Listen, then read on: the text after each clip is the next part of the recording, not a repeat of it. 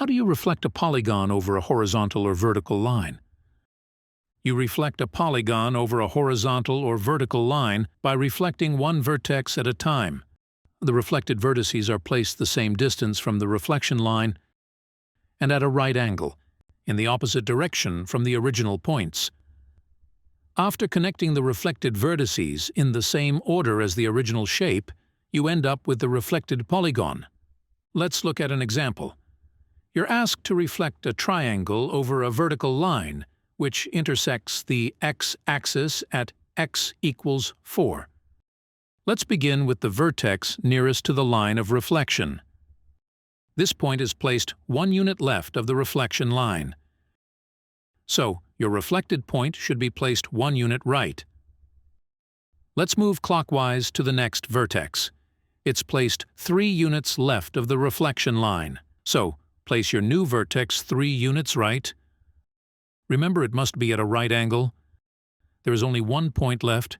It's 2 units left of the reflection line. So place your new vertex here, 2 units right. Finally, connect the reflected vertices, and you're done. Let's look at a final example. This time you're asked to reflect a pentagon over a horizontal line which intersects the y-axis at y equals -4. As before, let's begin with the vertex nearest to the reflection line. This vertex is placed on the reflection line itself, meaning that its distance to the line of reflection is 0. Consequently, the reflected vertex will be placed in the same location, sharing the coordinates of the original vertex.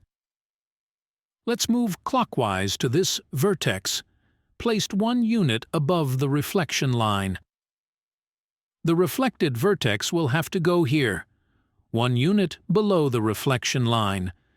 For the rest of the vertices, let's use an alternative method to find the locations of their reflections, this time considering how the points in the original figure are placed in relation to each other.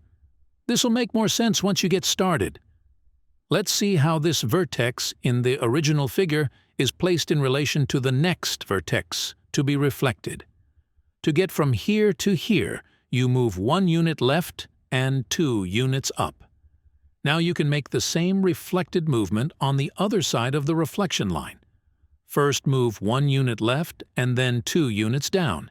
You need to move in the opposite direction away from the reflection line. And there you go. You've found the location of the third reflected vertex. Now let's move from the third to the fourth vertex in the original figure. 2 right and 1 up. Reflect this movement in the new figure. 2 right and 1 down. Your fourth reflected vertex is done, and only 1 remains. To get from here to here, move 2 right and 2 down. Similar here, 2 right and 2 up.